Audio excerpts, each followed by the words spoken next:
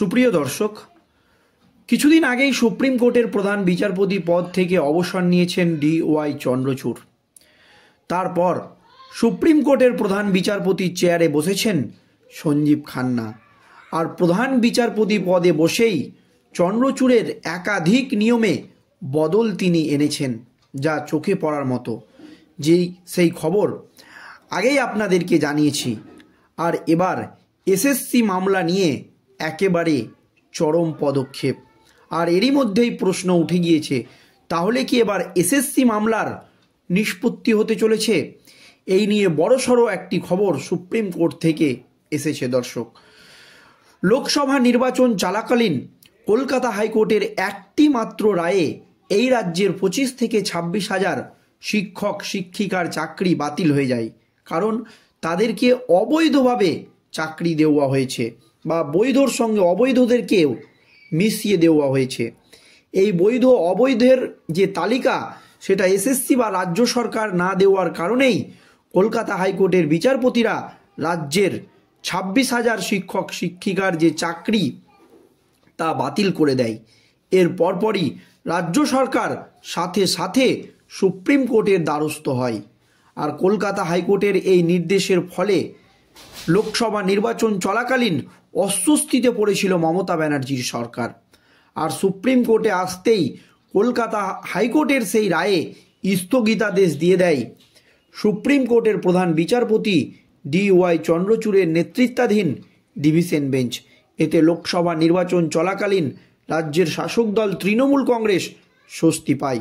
এরপর থেকে 26 হাজার চাকরি বাতিলের মামলা নিয়ে বারবার সুপ্রিম কোর্টে গরমাসি হয়েছে বা সময়ের অভাবে পিছিয়ে গিয়েছে, একাধিক কারণ দেখিয়ে পিছিয়ে দেওয়া হয়েছে, জানিয়ে প্রশ্ন উঠেছে। এইভাবে সরকারি কর্মচারীদের ন্যায্য অধিকার DA মামলার শুনানিও সুপ্রিম কোর্টে প্রায় 13 বার পিছিয়ে গিয়েছে, জানিয়ে একাধিকবার প্রশ্ন উঠেছে। তারপর সুপ্রিম কোর্টের প্রধান বিচারপতি পদ থেকে অবসর নিয়েছেন DY চন্দ্রচূড়। আর নতুন প্রধান বিচারপতি পদে বসেছেন সঞ্জীব খান্না। এতেই মানুষ আশার আলো দেখছে। আর এই আবহে 26 হাজার চাকরি বাতিলের যে মামলার শুনানি, তা নিয়ে বড়সড় একটি আপডেট আমাদের সামনে এসেছে। কি আপডেট দেখুন দর্শক। শুনানিতে বারবার বিলম্বের কারণে 26 হাজার চাকরি বাতিলের মামলার দ্রুত শুনানির জন্য আবেদন করা হয়েছিল।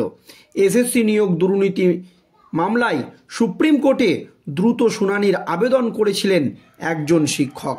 আর এবার মামলাটি ডিসেম্বরের প্রথম সপ্তাহেই শুনানির জন্য রাখা হয়েছে। সুপ্রিম কোর্টের প্রধান বিচারপতি পদে সঞ্জীব খান্না বসতেই এই পদক্ষেপ। বৃহস্পতিবার সুপ্রিম কোর্টের রেজিস্ট্রারের কাছে আবেদন করেন শিক্ষকদের আইনজীবী শেখর কুমার। সব মিলিয়ে 25,753 জন শিক্ষকের চাকরি বাতিল করেছে কলকাতা হাইকোর্ট। তবে সেই নির্দেশে স্থগিতাদেশ দিয়েছিল সুপ্রিম কোর্টের প্রধান বিচারপতি DY চন্দ্রচূড়ের নেতৃত্বাধীন ডিভিশন বেঞ্চ। বৃহস্পতিবার সুপ্রিম কোর্টের রেজিস্ট্রারকে ইমেল করে আবেদনটি করেন শেখর। এর আগে 16 জুলাই তৎকালীন প্রধান বিচারপতি DY চন্দ্রচূড়ের নেতৃত্বাধীন বেঞ্চে এই মামলার শুনানি শেষ হয়। এরপর একাধিকবার মামলাটি শুনানির জন্য তালিকাভুক্ত হলেও চূড়ান্ত শুনানি হয়নি। সময়ের অভাবে শুনানি করা যায়নি সুপ্রিম কোর্টে। একাধিক কারণ দেখিয়ে এই গুরুত্বপূর্ণ মামলার শুনানি সুপ্রিম কোর্টে পিছিয়ে গিয়েছে। SSC নিয়োগ 2016-এ প্রচুর অভিযোগ রয়েছে। কলকাতা হাইকোর্টে মামলা হয়। 22 এপ্রিল কলকাতা হাইকোর্টের নির্দেশে রাজ্যের 25 থেকে 26 হাজার শিক্ষক শিক্ষিকার চাকরি বাতিল হয়ে যায়। 2016 সালের SSC প্যানেল এ চাকরি চেয়েছিলেন। এরপরে রাজ্য এবং SSC সুপ্রিম কোর্টের দ্বারস্থ হয়। এছাড়া বিভিন্ন শিক্ষক সংগঠনও সুপ্রিম কোর্টের দ্বারস্থ হয়। হাইকোর্টের আদেশের ওপর অন্তর্বর্তীকালীন স্থগিতাদেশ দেয় সর্বোচ্চ আদালত। যাই হোক, সুপ্রিম কোর্টের নির্দেশ দিয়েছে যে সকলকে একটি মোচলেখা দিয়ে প্রমাণ করতে হবে যে তারা বৈধভাবে চাকরি পেয়েছে। যারা অবৈধভাবে চাকরি করেছেন তাদের অবশ্যই 7ই মে থেকে রায়ের তারিখ পর্যন্ত প্রাপ্ত বেতন সুদসহ ফেরত দিতে হবে। এটাও বলা হচ্ছে যে CBI অবৈধ নিয়োগ সংক্রান্ত চলমান তদন্ত চালিয়ে যাবে, এই নির্দেশ কিন্তু সুপ্রিম কোর্ট দিয়েছিল। আর এরই মধ্যে এই 26,000 চাকরি বাতিলের মামলা নিয়ে একেবারে বড়সড় পদক্ষেপ, কারণ এখনও ঝুলে রয়েছে 26,000 মানুষের ভাগ্য, অপেক্ষা শেষ হচ্ছে না। এবার দ্রুত শুনানির আর্জি জানানো হলো সুপ্রিম কোর্টে। 2016 সালের এসএসসি পরীক্ষায় নিয়োগ পেয়েও শিক্ষকদের বাতিল হওয়া চাকরি বাতিলের মামলার দ্রুত নিষ্পত্তি হতে চলেছে সুপ্রিম কোর্টে। আবেদন জানিয়েছেন চাকরিওয়ালাদের একাংশের আইনজীবী। বৃহস্পতিবার সুপ্রিম কোর্টের রেজিস্ট্রারকে ইমেল করে যাতে ডিসেম্বরের প্রথম সপ্তাহের মামলাটি শুনানি হয় সেই আবেদন করা হয়েছিল। উল্লেখ্য, গত 16 জুলাই সুপ্রিম কোর্টের তৎকালীন বিচারপতি DY চন্দ্রচূড়ের নেতৃত্বাধীন বেঞ্চেই এই মামলা শুনানির জন্য উঠেছিল। তারপর থেকে একাধিকবার মামলাটি তালিকাভুক্ত হলেও কোনো না কোনো কারণে শুনানি হয়নি। সর্বোচ্চ আদালতে বারংবার পিছিয়ে গিয়েছে এই গুরুত্বপূর্ণ মামলা। পূর্বের একাধিকবার সময়ের অভাবে মামলাটির শুনানি পিছিয়ে যায়, তাই এবার মামলাটি দ্রুত শুনানির আর্জি জানানো হয় সুপ্রিম কোর্টে। প্রসঙ্গত চলতি বছরে 18 এপ্রিল নিয়োগ দুর্নীতির জেরে এসএসসির 2016 সালের গোটা প্যানেল বাতিল করে দেয় কলকাতা হাইকোর্টের 2 বিচারপতির ডিভিশন বেঞ্চ। আদালতের এই রায় নিয়ে তোলপাড় শুরু হয়ে যায় গোটা রাজ্যে।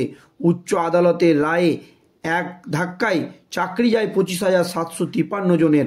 হাইকোর্টের রায়ের 48 ঘন্টার মধ্যেই তাকে চ্যালেঞ্জ করে সুপ্রিম কোর্টে যায় রাজ্য সরকার, এসএসসি, মধ্যশিক্ষা পর্ষদ। সুপ্রিম কোর্টে সেই মামলা উঠতেই আপাতত সকলেই চাকরি বহাল রাখা হয়, সকলকে রক্ষা কবচ দিয়েছে আদালত। তবে সুপ্রিম কোর্ট স্পষ্ট জানিয়ে দেয়, দুর্নীতি প্রমাণ হলে শিক্ষকদের চাকরি তো যাবেই, পাশাপাশি ফেরত দিতে হবে বেতনও। এর জেরে আপাতত 26,000 চাকরি প্রার্থীর ভাগ্য এখনও কিন্তু সুপ্রিম কোর্টে ঝুলে রয়েছে। আর এই আবহে সুপ্রিম কোর্টের নয়া প্রধান বিচারপতি সঞ্জীব খান্না হাত ধরেই এই 26,000 চাকরি বাতিলের মামলার দ্রুত নিষ্পত্তি হতে চলেছে বলে মনে করছেন অনেকেই, কারণ তিনি ঝুলে থাকা মামলা নিয়ে একাধিক কঠোর পদক্ষেপ নিয়েছেন। আর এবার এসএসসি মামলার দিকে বা এসএসসি চাকরি বাতিলের মামলার দিকে সুপ্রিম কোর্টের নজর পড়েছে। দর্শক, এই নিয়ে আপনাদের মতামত অবশ্যই ভিডিওর কমেন্ট বক্সে জানাবেন। ভিডিওটি শেষ পর্যন্ত ধৈর্য সহকারে দেখার জন্য ধন্যবাদ।